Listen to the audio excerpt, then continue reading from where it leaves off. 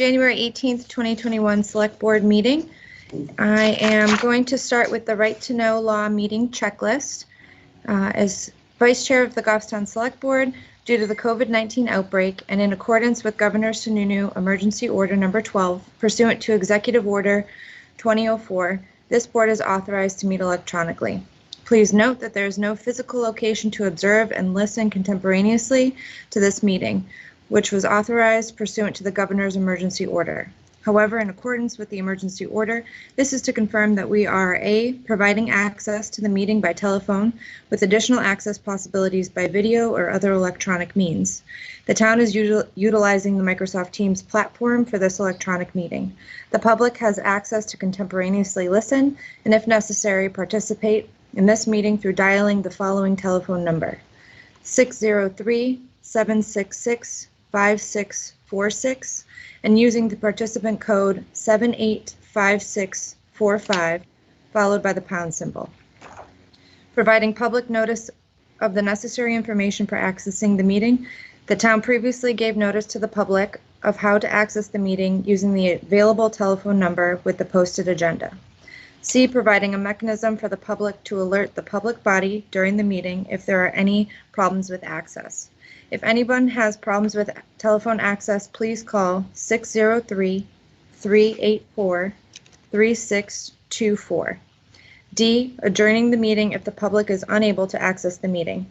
In the event that the public is unable to access the meeting, we will adjourn the meeting and have it rescheduled at that time. Please note that all votes that are taken during this meeting shall be done by roll call vote. So let's start the meeting by taking roll call attendance. When each member states their presence, also please state whether or not there's anyone in the room with you during this meeting, which is required under the Right to Know law. Kelly Boyer, I am currently alone. Peter? Peter Georgantis, I am alone. Mark? Here, alone. And Chet? I'm here, only one in the room. Okay, great. And we'll go ahead and do the Pledge of Allegiance. So if you all join me.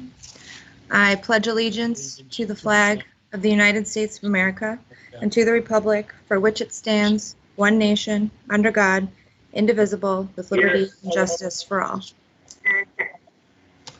Thank you. And now we'll move ahead to the acceptance of the 1/11/20 public and non-public minutes. Kelly, I'll make the motion. We accept the minutes from 1/11/2020 or 2021 public and non-public minutes as presented with corrections. I'll second. Thank you, Mark. That was a motion by Mark and a second by Peter. Any discussion? No? Okay, so we'll take a roll call. I vote yes. Peter? Yes. Mark? Yes. And Chet? Yes. Great. So that passes. Now we'll go ahead and move on to announcements. We have a few announcements tonight. The first one is the town and school candidate filing period. This is a reminder to residents interested in running to serve as an elected town or school district official. Candidate filings open at the town clerk's office on Wednesday, January 20th during regular town hall business hours, Monday through Friday, 8 a.m. to 4 p.m. The candidate filing period ends Friday, January 29th at 5 p.m. Candidates filing on the last day of filing, January 29th, 2021, must appear in person. The candidate openings are currently listed on the town's website. The list can be found by clicking on Election Info on the homepage and looking under the Town Clerk's 2021 Elections Information. And next, we have an announcement on the library community forums on building addition for Saturday, January 23rd, 2021, 2 p.m. at Stark Hall. The Library Board of Trustees will host a community forum on Saturday, January 23rd, 2021 at 2 p.m. at Stark Hall on Church Street. This is an opportunity to see the progressing plannings for additions to the library building and ask questions about future services, planning, and facility. Jason Lacombe from SMP Architecture will make a presentation and walk attendees through the plans, in addition to answering questions along with members of the Library Board of Trustees. All community members are welcome, and masks will be required. Seating will be socially distanced. Please call Diane Hathaway, Library Director, at 603-497-2102 with any questions. For more information, please take a look at www.goffstownlibrary.com/building-addition and email the Library Board of Trustees with any suggestions and comments at trustees@goffstownlibrary.com. I think that's all we have for announcements. Yes.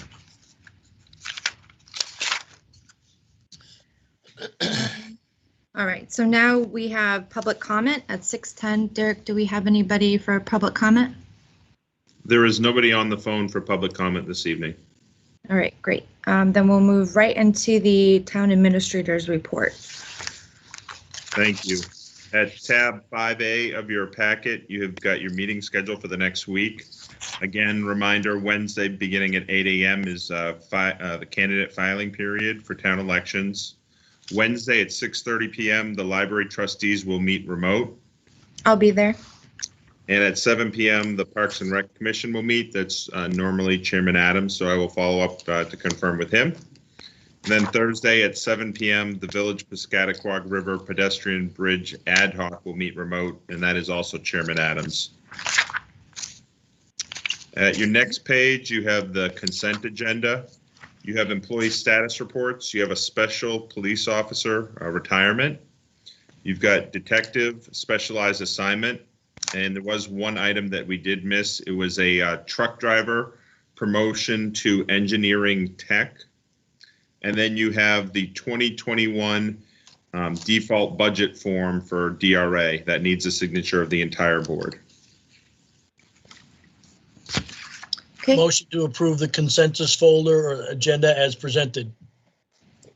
Second, All right, that's a motion by Mark, second by Peter. I vote yes.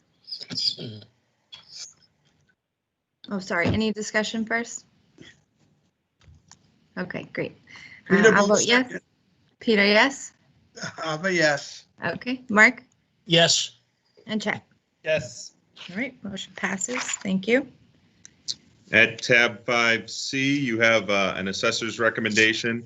This is for a land use change tax and a land use change tax warrant for map 9, lot 95. And I'll we'll make a take motion. We follow the appropriate steps for the assessor's recommendation as presented. I'll second I'll that. second. That was a motion by Mark, a second by Chet. Any discussion? Okay, great. We'll take a vote. I vote yes. Peter, Yes. Mark, Yes. and Chet. Yes. All right, motion passes. Thank you. At tab 5D, you have a volunteer appointment, a recommendation from the Goffstown Economic Development Council to appoint Richard Bruno as an alternate member with a term expiring March 31st, 2021. Make a motion, we accept Richard Bruno with a term expiring March of 2021. Second, Council. All right, that was the motion by Chet, a second by Peter. Any discussion? one question. Chet, were you there for the nomination of Richard Dick Bruno? I was. And when he was nominated and accepted, did he say he would run or be appointed again after that term? I don't recall him discussing that either one way or another. I know in a lot of cases when somebody like that and their term expires like in 3 months, Sure. we always ask them, here you don't run so much, but if they're willing to be appointed again. I was just curious to know if that question had happened or not. I don't think that it did, but I think that's easy enough to sort out. Okay, thanks. Any other questions or discussion? Okay, we'll go ahead and take a vote. I vote yes. Peter, Yes. Mark, Yes. and Chet. Yes. Great, motion passes. Thank you. At tab 5E, you have the 2021 annual warrant. It has all of the budget committee recommendations, their votes. As we went back through the minutes and the records of the meeting, we did determine that the select board had not made an official vote for recommendation on the operating budget. Oh, I'm sorry, you did make one on the operating budget and all other warrant articles.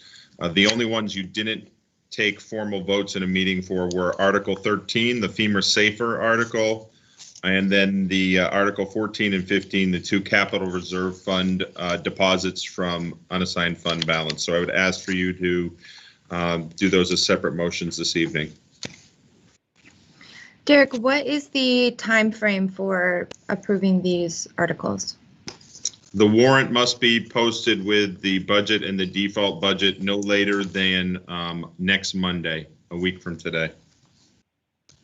Okay, I was wondering if we should wait for Collis so that we have all 5 votes on those, but doesn't seem like time would allow for that. Okay, so we need a motion on each of these individually. You want to start with Article 13? I'll make a motion. We approve Article 13 as presented in the 2021 draft annual warrant report. I'll second it. All right, that was a motion by Mark, a second by Chet. Any discussion? Okay, we'll take a roll call. I vote yes. Peter? Yes. Mark? Yes. And Chet? Yes. Okay, motion passes. And Article 14, the Fire Apparatus Fund. I'll make a motion. We present Article 14 in the 2021 draft annual warrant report as presented. Second. Thank you. That was a motion by Mark, a second by Peter. Any discussion? Okay, we'll do a vote. I vote yes. Peter? Yes. Mark? Yes. And Chet? Yes. Okay, great. That passes as well. And Article 15, the Grassmere Town Hall Fund. I'll make a motion. We approve Article 15 for the 2021 draft annual warrant as presented. I'll second. Let Chet second it. Okay, that was a motion by Mark, a second by Chet. Any discussion? All right, we'll go ahead and vote. I vote yes. Peter? Yes. Mark? Yes. And Chet? Yes. All right. So good, thank you.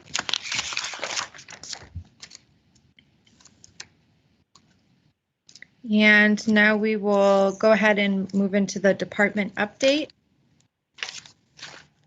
I just saw Chief on there, Chief Aller. Do you want to kick us off? Sure, I'd be happy to. Not much has changed since last week when we met. All our employees are doing well. No one is currently in quarantine. We have seen a spike in emergency responses over the last week, including several simultaneous calls where more than one call comes in at a time. Just today, we're trying to push out information with regards to the vaccines to the general public. So if they'll see our Facebook page, we did put some information out today for the Group 1B, and then all the requirements that make up that grouping. And we'll push out more information as we get that from the state. Other than that, everything's great. Great, thanks. Chief, I just have a question. Yes. Is that something you can work with Derek on getting, at least linking to the state website about that information? We'll just put it out there where people can find proper information on that process. Yep, and Derek and I emailed each other today. Great. I haven't Thank checked you. the town's website yet, but we do have a COVID section, and all the information will be under that section. Question? I have a question. Go ahead, Peter. Chief, how many calls are we doing outside of town? Right now, it's maybe one a day on average. I mentioned last week at the board meeting that one of our neighboring communities has a 50% reduction in their workforce, which obviously mutual aid helps out with that when those things happen. Just as if our department was down half of its employees, they would help us. So it is impacting us. It's still impacting you one call a day. It is, and if you remember, I think it was a little over a year ago, this conversation came up, Selectman Georgiantis, on specific to Manchester. And we had implemented where if we were out of town, we would not send a second ambulance. So that's still in place now. Thank you. You're welcome. Question for the chief, Kelly? Oh, go ahead, Mark. Chief, is there any way, I know some of the fire chiefs I've seen on Channel 9 News, some of the fire chiefs are actually trying to engage with the state to bring the COVID shots into their cities or towns. Is there anything that can be done for us to try to get the residents of Goffstown protected, or maybe a head start by bringing them into the town of Goffstown? We've been working with Manchester Public Health, and that's where that falls under. They have nothing at this point to bring what they call a pod or a point of distribution specifically into Goffstown, but I can follow up with them. Okay, I've had a couple of people ask me, some of the elderly people, they've asked if anything, we've discussed anything, and I said no, and I said I will discuss it with you, and I'll just let them know that it's a work in progress. Sure, I'll put the question out to Manchester Public Health. Thank you, Chief. Thank you, Have Kelly. all of our people been inoculated? The ones that want to, yes. They started the process already. And I would say it's probably about half.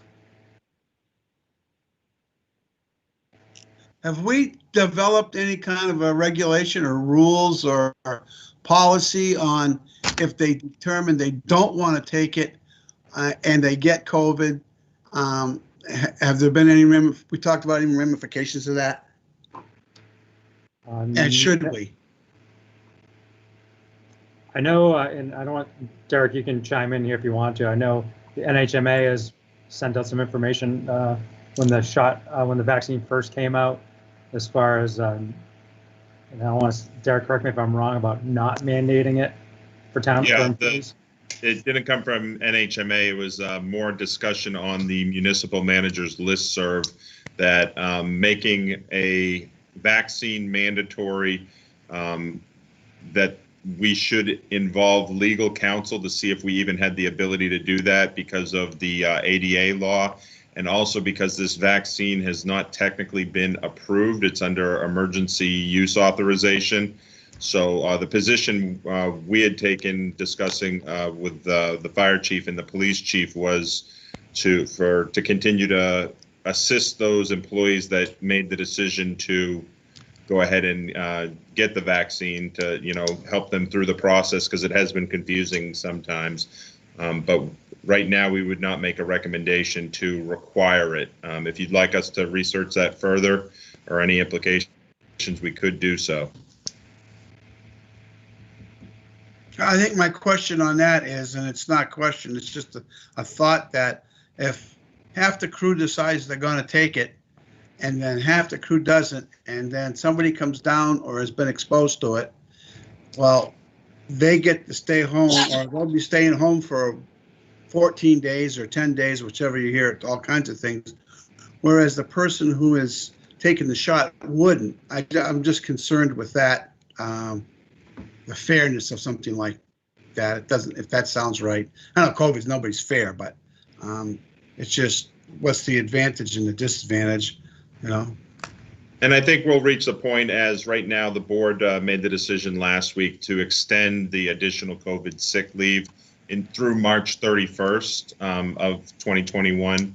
So we will get to a point where the board will make a decision, either all sunset at that point or make a decision not to offer it any longer. And then if an employee has made the decision not to get the vaccine and they are forced to quarantine, they'll have to use their own accruals for any missed time. So and that decision will be made on March 31st or in that area. It'd be in that area. Yeah. Yep. All right, thanks. Any other questions, the chief? Okay, all right, thanks, chief. All right, who else is on? Rick, are you on? Rick is not on. I will just, on his behalf, I will say that they did start their basketball, their middle school basketball league this past Saturday. As a parent of one child that's involved, they did a wonderful job of informing all the participants and getting those kids that can participate active and out there. And their protocols were very well followed by everybody that was there. So Rick and Aaron have done a really good job with that. Yeah, that's great to hear. I know a lot of kids are really excited to be playing, so that's great news. All right, Chief Serino, you popped up on my screen. Would you like to go next? Sure, thank you. So far, status quo at the agency since last week. We're kind of, everybody's out of quarantine that was there last week, so we're doing well. And we're about halfway to almost 3/4 of the entire agency being vaccinated. So that's good news for us. So far, so good. We're doing well. Great. Any questions for the chief? Okay. All right. Thanks, Chief. And Adam, are you on? Oh, there you are. Yep. Everyone keeps popping up sporadically on this new platform, so glad to see your face. Would you like to go next? Sure. So we are full strength as well right now in terms of COVID, no quarantines, no illnesses. So hopefully that stays the case. Big news from last week. We received the pipe for the East Dunbarton Road culvert washout repair, and we've started installing that. So we've got bypass pumps pumping down around the work zone, and got about half of the 60-inch culvert through right now. One of the large 60-inch concrete sections, though, had a crack in it and had to be rejected. So we've got to kind of flex to pick up a extra piece tomorrow so we can keep going. Unfortunately, it's the next one in line that has to be under the roadway. It's a stronger piece than the stuff that's outside the road. So we're going to have to grab that in the morning, and then hopefully we'll keep on going.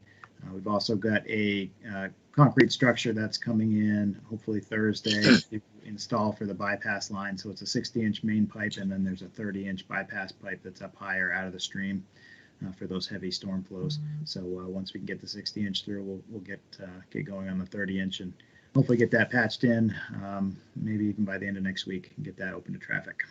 That's the big stuff for us. Otherwise, just looking at trying to get the final road plan for 2021 together. So if the budget passes, we can get approval for that. And there's a few roads that are going to need a little bit of pre-work from a drainage perspective before they get overlaid. So starting to kind of target some of those streets and chip away at that here over the next few weeks. Great. Thank you. Any questions, Adam? All right. Thank you. Thank you. And Derek.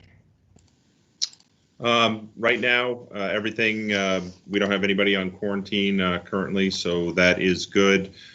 We are working on a lot of the end of the year items with the annual report and the voter's guide as well. We have a meeting with the school district and the supervisors of the checklist and the moderators tomorrow afternoon to discuss protocols for a successful deliberative session. Because those are about a week away, so we're doing a lot of prep for that. And yeah, that's pretty much it that we're focused on right now. Great, thank you. And just for the library, the only update that I had was the announcement about the community forum. So again, that's on Saturday, January 23rd at 2 p.m. at Stark Hall on Church Street. And there's information on that on the website for Town Hall and also for the library. And that's it. All right, and we'll move into the select board discussion. Any new business? No? Okay. And anything from our action matrix? We are still working on the personnel plan and working on process for department review and non-union input. Derek, has there been any movement with that? There hasn't, but now that once we get through deliberative session, February, we'll get those to you and get to the board and see how they want to proceed with those, with how much input you want to give to non-union. So we will have that for you in February. Great, thank you. And then for the vehicles equipment out of service, we have engine 2, mitigation of rust on frame rails, out for 2 weeks. Chief, do you have anything you'd like to add to that? No, this is an ongoing issue with that apparatus, and to make sure we extend the life of that until it's scheduled to be replaced. This was a great opportunity to have that rust taken care of by a local vendor. Okay, any questions for the chief? All right, and then we still have our DPW curbside recycle with the cracked engine head. Any update on that, Adam?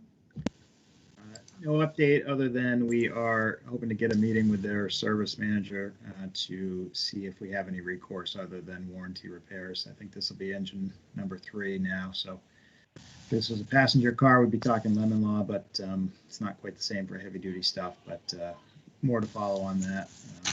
Get a meeting with service and see what they are recommending. Okay. All right, and we have, we're able to kind of mitigate that vehicle being out with other vehicles? We are, but we've only got the 3rd truck, so the backline truck now is moved into frontline status. So if we have an issue with one of the 2 curbside trucks now, we're down to 1, and those aren't too easy to find on a short notice situation. So let's really hope we don't. If we did, we'd have to start talking about putting the last truck into an extended service where they pick up trash and recycling both, and then schedules could change, that kind of thing. So we're kind of on thin ice when this 3rd truck is out. Okay, so hopefully, I have a quick question, Kelly. oh, go ahead, Peter.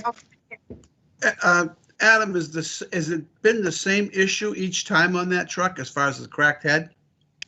It looks like it. You know, the story's been a bit different on this second go around, but it don't seem to be the same.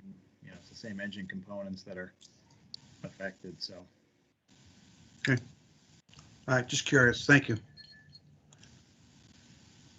All right, any questions for Adam? Okay, and then we'll go into our next non-public comment. Derek, is there anyone on the line for public comment?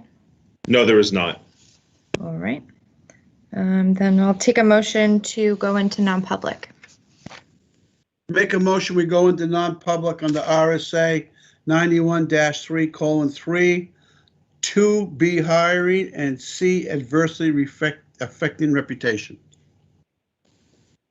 Do I have a second? Second. Thank you. That was a motion by Peter, a second by Chet. Any discussion? And we'll vote. I vote yes. Peter? Yes. Mark?